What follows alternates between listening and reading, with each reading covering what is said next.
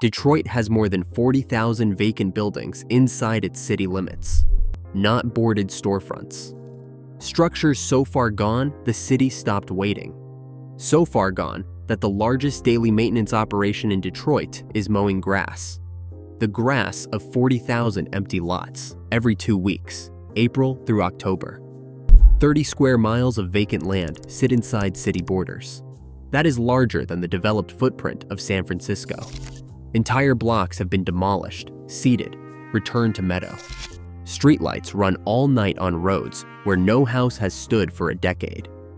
Water mains stay pressurized under streets with 0 occupied addresses. This is not what a declining city looks like.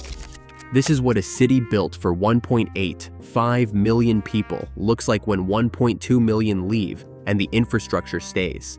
The question is not why Detroit cleared out. The question is why the city it left behind is still running.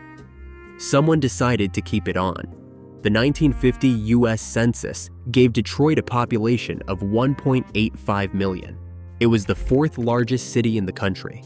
Auto money had built it fast. Houses, schools, streets, water lines, sewer mains, all constructed at industrial scale during a 2-decade boom that peaked just before it broke. The 2020 U.S. Census gave Detroit a population of 639,111. That is not a decline. That is the erasure of an entire city's worth of people, twice over, while the physical shell of the original city stayed exactly where it was. Detroit covers 139 square miles, larger than Boston, San Francisco, and Manhattan combined. Inside those 139 square miles sit more than 40,000 vacant structures, as documented in the Detroit Blight Removal Task Force report in 2014. That same report estimated another 38,000 structures so deteriorated they were functionally one step from vacancy. According to the Detroit Future City Strategic Framework, published in 2012, 30 square miles of the city is now vacant land, not parkland, not redeveloped land, just open ground where a city used to be. The abandonment doesn't spread evenly, it clusters. In the hardest hit neighborhoods, vacant lots already outnumber occupied houses 2-to-1. In the worst zip codes, entire street blocks have been erased. Houses gone, concrete slabs gone, grass growing through what used to be driveways. And yet the infrastructure running beneath those streets, water, sewer, electrical, continues operating as if the houses were still there. Between 2011 and 2015, 1 in 3 Detroit properties went through Wayne County tax foreclosure, according to the Citizens Research Council of Michigan. Vacancy feeding vacancy. A city losing buildings faster than it can count them. And beneath all of it, the pipes still running, the lights still on, the grid still live for a population that is no longer there. The obvious explanation for Detroit's collapse is deindustrialization. The auto industry contracted, jobs left, people followed. That is accurate. But it does not explain why Detroit looks the way it looks, not just why it emptied, but why it froze. The answer begins with annexation. In the 1920s and the 1930s, Detroit aggressively expanded its legal borders, absorbing surrounding townships to capture their tax base before suburban communities could incorporate independently and take it. By the time the annexation era ended, Detroit had locked itself into 139 square miles of legal service obligation. Every parcel inside those borders, occupied or not, required water service, sewer service, fire protection, and maintained roads under Michigan state law. No legal mechanism existed to formally decommission a neighborhood. There was no way to turn off the grid for a block that had ceased to exist as a residential place. This is what made Detroit's situation structurally unlike every other shrinking American city. The infrastructure was not built incrementally, in stages that could be reversed piece by piece. It was installed all at once during the 1910s through the 1950s boom, engineered for a dense, fully occupied city, never designed to be partially retired. You cannot remove half a water main. You cannot decommission one section of a sewer system without compromising the lines connected to it upstream and downstream. Detroit had 88,000 functioning streetlights at its population peak. By 2012, roughly 40% were non-functional, many stripped for copper by scrappers, but the Detroit Department of Transportation was still budgeting for all 88,000. Internal reports from the Detroit Water and Sewerage Department estimated that 20 to 25% of all treated water was being lost to leaks in mains running beneath uninhabited areas. The city was paying to pump treated water into the ground under empty blocks. Pull up a satellite view of Detroit from 1950, then pull up 2024. The street grid is identical. The structures are not. That is the phantom grid. Same infrastructure, 70% fewer people using it. The Brightmoor neighborhood sits in the northwest corner of Detroit. At its peak, Brightmoor held more than 22,000 residents, auto workers, tradespeople, families, packed into bungalows built tight to the sidewalk, a functional working-class grid. Today, fewer than 8,000 people live there. It is one of the most aggressively demolished zip codes in Michigan. Block after block that once held houses now holds grass. Dan Kildee watched the mechanics of this collapse from a specific vantage point. As Genesee County Treasurer, beginning in 1997, Genesee County is the county containing Flint, Michigan. Kildee was among the first public officials in the country to formally diagnose the vacancy loop and begin building a structural response to it. He watched the same cascade play out in Flint that was consuming Detroit. Property values fall, tax bills become unpayable, owners abandon, the county forecloses, the property sits, the block deteriorates, neighboring owners lose confidence and leave. The loop fed itself, and it carried a specific financial cruelty embedded in the infrastructure costs. Detroit's water rates increased 119% between 2008 and 2018, according to a 2018 report from Food and Water Watch. Every resident who stayed, every household that kept paying its bills, that didn't abandon, that held on through the deterioration, was charged more each year to maintain a water system originally engineered to serve nearly 3 times as many people. The infrastructure costs did not shrink with the population. They were spread over a smaller and smaller base. The people who stayed paid for the city that left. In Brightmoor, when a neighbor's house finally exhausts the foreclosure pipeline and gets demolished, after sitting vacant for 11 years, the lot becomes city property. The city mows it. Every 2 weeks, April through October. That mowing crew costs money. That money comes from somewhere. It comes from the residents still on the block, in the houses that are still standing, paying water bills that increase every year to sustain a system built for people who have been gone since before some of them were born. The vacancy raises the cost. The cost drives more vacancy. The vacancy raises the cost again. It was not designed that way, but it was never redesigned, and the people least able to absorb it most. Here is the question the vacancy statistics do not answer. Why didn't Detroit formally shrink? Other countries faced the same problem and chose differently. Germany launched Stadumbau Ost, City Rebuilding East, in 2002, a federal program designed specifically for cities in the former East Germany that were hemorrhaging population after reunification.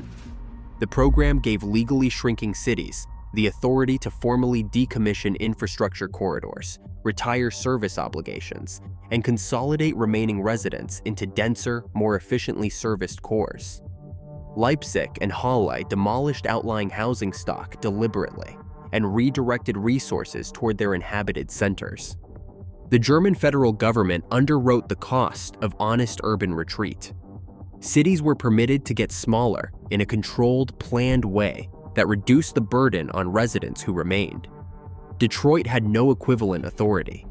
Every proposal to formally shrink Detroit's service boundary to legally acknowledge that specific neighborhoods were no longer functional residential areas and retire the infrastructure beneath them was blocked at the Michigan State Legislature level between 1980 and 2010. The Detroit Master Plan of 1992 explicitly recommended planned shrinkage of outlying neighborhoods. It was rejected. The Detroit Future City Strategic Framework, published in 2012, recommended consolidating city services into defined framework zones and allowing outer areas to transition to non-residential green infrastructure. It was never legally enacted. Why not? Because telling the truth had a price. Michigan's Headley Amendment, passed by voters in 1978, and Proposal A, passed in 1994, together created a property tax and state revenue sharing structure that made formal population acknowledgement financially catastrophic for Detroit. Under Michigan's revenue sharing formula, state transfer payments flowed to municipalities in part based on assessed property values and official population counts. If Detroit formally reclassified vast swaths of its territory as non-residential, if it legally acknowledged what the satellite images already showed, it risked triggering reductions in the state revenue sharing payments it depended on to maintain basic services for the residents who were still there. Detroit was being financially penalized for honesty, so it maintained the fiction. The zoning maps continued to show residential streets. The infrastructure ran full service to empty land. Budget lines for street maintenance covered roads where no structure had stood for years. The water department pressurized mains beneath vacant lots. And every year, the cost of maintaining the ghost city climbed a little higher, and a little more of that cost was passed to the diminishing population that remained. This was not ignorance. It was not indifference. It was a rational institutional response to a system in which honesty was more expensive than pretending. Detroit did not choose to maintain a city that no longer existed. It was structured into maintaining it by the laws written above it. The cruelest part of this story is not that nobody saw it coming. In 1993, Detroit's own Planning and Development Department produced an internal memo warning that infrastructure maintenance costs would exceed city revenue within 15 years if population decline continued at its current rate. That memo was obtained through the Freedom of Information Act request and reported by the Detroit Free Press in 2013. It had been filed and sitting for 20 years. In 2004, the Detroit Water and Sewerage Department commissioned an internal capacity study.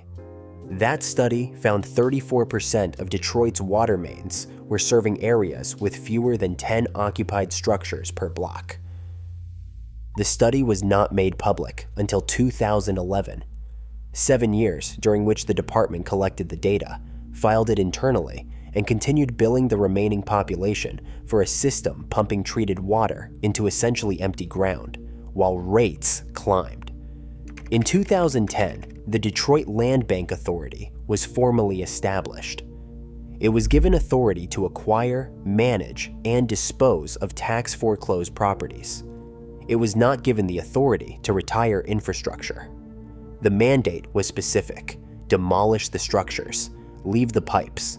The physical evidence of a neighborhood could be removed.